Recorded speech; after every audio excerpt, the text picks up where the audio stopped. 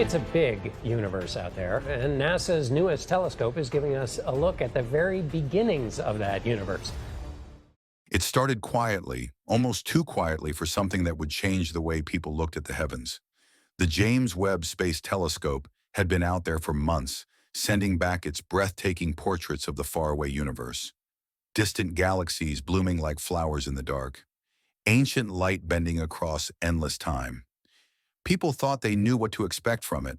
Beauty, wonder, maybe even answers about how the cosmos began. But no one thought Mercury, the small, scorched planet clinging so close to the sun, would be the one to set the world trembling. Mercury has always been an afterthought, the forgotten child of the solar system. Too hot to land on, too small to hold an atmosphere, too battered by impacts to hide any surprises. It was a world of silence, a lifeless stone locked in the furnace of the sun's glare. But Webb had a gift no other machine had before. It could see heat and shadow as if they were written words. It could peel back layers of rock and dust the way an archaeologist brushes sand off buried bones. And when it turned its eye toward Mercury, it saw something that no one expected to see. At first, the images looked normal. The glowing skin of the planet, blistered and cracked, glared back exactly as scientists had predicted. Craters, ridges, basins, all the scars of a world punished by 4 billion years of survival. But as the hours passed, a strange hush spread through the control rooms. The data wasn't matching the story they thought they already knew. Beneath Mercury's surface, faint lines appeared. Lines too straight, too deliberate. Shapes stretched across the planet's crust. Geometric, precise, impossibly perfect for a place shaped only by chance and violence. The first whispers started as jokes. A few scientists laughed nervously and called them roads or walls. But as the telescope dug deeper, those whispers grew heavy. There were patterns buried there, vast networks of shapes connected like veins under the planet's skin. And they weren't random. They were aligned with Mercury's poles, with its orbit, with the sun itself. No natural process could explain it away so easily. Someone leaned closer to their screen and muttered the word no one dared to say out loud: structures. And then, the discoveries came faster. Beneath the crust, chambers revealed themselves, cavities linked together by what looked like tunnels, some stretching farther than entire cities on Earth. These were not lava tubes or collapsed fractures. The walls were too even, the angles too sharp. And scattered through those chambers were metals, pure, refined in concentrations nature does not produce on its own. The room grew cold despite the glowing screens. For years, people had dreamed of finding proof that we were not alone. But no one imagined the trail might lead here, to this bleak rock forgotten at the sun's doorstep. If these were ruins, they had been waiting longer than any human story. And if they were not ruins at all, if they were still alive in some way, then the universe was about to become far less empty than we had ever believed. Hours later, when faint signals began to pulse from those hidden places below the surface, even the most skeptical eyes widened. They were weak, yes, but steady. Too steady to dismiss as background noise. Too deliberate to ignore. Something or someone had left a heartbeat inside Mercury. The scientists wanted answers. They wanted to push the telescope further, to stare into the abyss until the truth blinked back at them. But the order came swiftly, and it was final. Shut it down. Webb's eyes were turned away. Mercury vanished from its schedule, and the images, those raw, staggering images, were sealed. Within days, they were gone from public databases, wiped as if they had never existed. It was the silence that hurt the most. Silence from the same agency that had promised transparency, that had celebrated every image of glowing galaxies with the world. Now, when the discovery was closest to home, closest to rewriting everything we thought we knew, silence was all that remained. And in that silence, one question refused to die. What did NASA see on Mercury that the world was not ready to know? The silence in the control room was so heavy it felt like the air itself had weight. No one dared to speak. Every eye was fixed on the stream of incoming data, a silent river of numbers scrolling across glowing screens. For a moment it seemed as though time itself had stopped, as if the entire world was holding its breath alongside them. Then the data shifted. Strange patterns, repeating bursts, too precise to be random. The room stirred. Something had been received, something no one had expected. It wasn't the usual hum of cosmic background noise, nor the faint whisper of charged particles brushing against the spacecraft. This was different. It carried a rhythm, a pulse, like the steady beat of a distant heart echoing across an endless ocean. At first, the scientists thought it might be interference, a glitch, perhaps even Earth signals bouncing back. But as they peeled away each possibility, what remained defied explanation. It was real. It was coming from Voyager 1, and it was unlike anything we'd ever seen before. Some leaned in closer to their screens, hearts racing. Others froze in place, unable to process the enormity of what they were witnessing.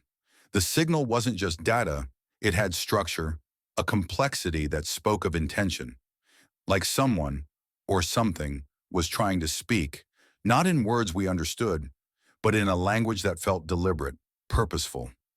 It was as though the vast emptiness beyond our solar system had suddenly spoken back. In that moment, fear and wonder became indistinguishable. What if this wasn't just a malfunction? What if Voyager, drifting farther away than any human creation in history, had touched something out there, and that something had touched it back? The signal kept coming in bursts, like a series of echoes bouncing against unseen walls. Some said it resembled patterns found in deep-sea creatures communicating in the darkest trenches of Earth's oceans. Others compared it to ancient rhythms of human heartbeat monitors, a universal pulse, alive with possibility. Whatever it was, it didn't feel random, it felt intentional, and that's what terrified them most. For decades, Voyager had been a lone wanderer, a silent witness to the vast mysteries of interstellar space. But now it seemed to be carrying something more than just humanity's message in a golden record. It was carrying a reply no one had prepared for. Outside the lab, the world went on unaware. Cars moving through busy streets, families sitting down for dinner, children playing under fading skies. But inside that control room, the boundaries between human and cosmic, between known and unknowable, had blurred. The universe was no longer silent. It had whispered back through Voyager, and its whisper was not fading. As the burst continued, one chilling realization took root in everyone who watched the screens. Voyager might not be alone anymore, and neither were we. The data stream did not stop. Hour after hour it poured in, those strange, deliberate bursts that seemed less like static and more like a voice trying to break through a wall of silence. The scientists barely moved from their stations.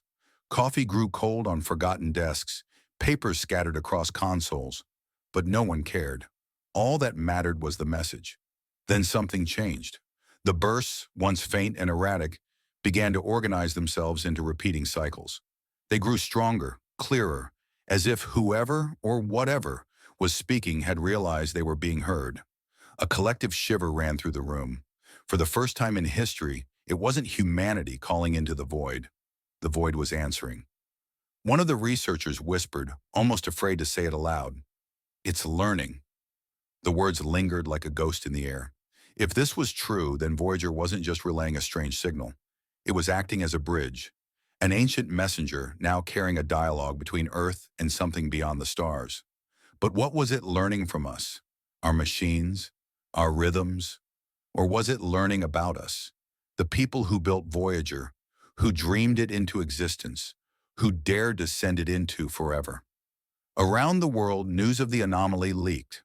At first, it spread in whispers across late-night broadcasts and hidden corners of the internet, but soon it couldn't be contained. Headlines erupted. Voyager sends back unknown signal. NASA detects rhythmic transmission beyond solar system. The public's reaction was a mixture of awe, disbelief, and dread. Some celebrated it as proof that we were not alone. Others feared what this connection might mean. Religions, governments, and scientists all clashed in a storm of interpretation. Was this a greeting, a warning, or something we could not yet comprehend? And still the signal pulsed, calm, steady, like a heartbeat echoing from the dark. In homes across the world, people sat glued to screens, listening to the strange sounds NASA had released to the public.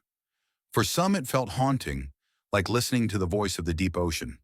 For others, it felt oddly comforting, like a rhythm that was both alien and strangely familiar.